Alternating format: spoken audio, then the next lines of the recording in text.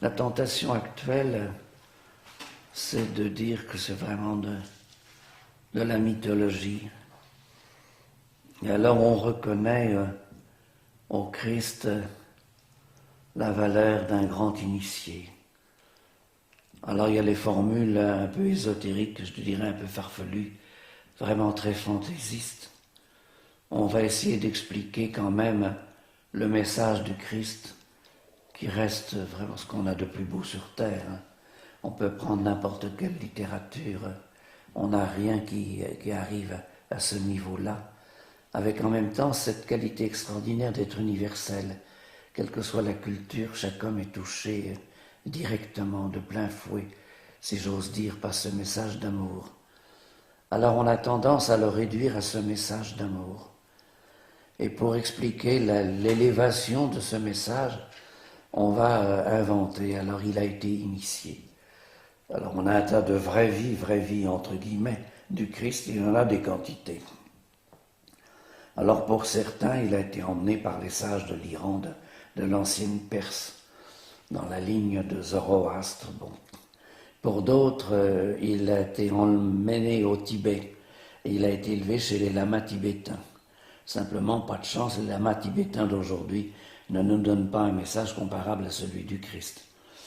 Et pour d'autres, il a carrément été enlevé par les extraterrestres. Et pourquoi pas, ça ne coûte pas plus cher.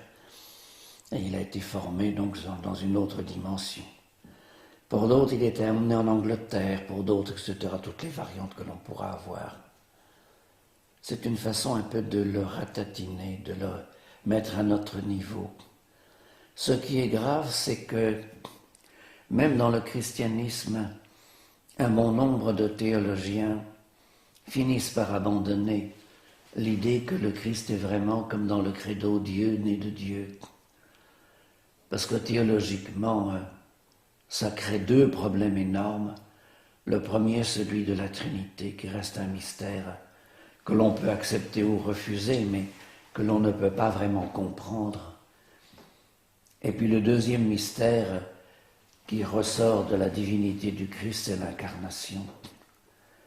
Et là, c'est vrai croire que Dieu, si c'est vraiment Dieu fait homme, que le créateur de milliards et de milliards de galaxies, comportant chacune des centaines de milliards d'étoiles, le créateur de tous ces univers sur des millions d'années-lumière, etc., s'est occupé de cette toute petite boule, de ce grain de poussière, à l'extrémité d'une des branches d'une galaxie très secondaire, et qui s'est occupé de ce qui s'y passait.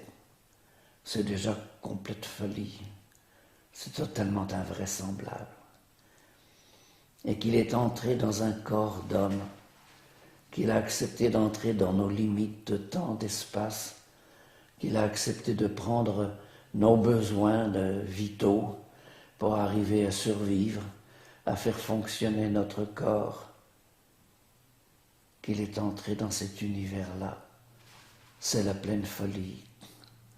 Et alors même on voit toute une série de théologiens qui vont essayer de faire semblant d'être fidèles à la tradition chrétienne, mais en étant plus proches de ce que nos contemporains peuvent raisonnablement accepter.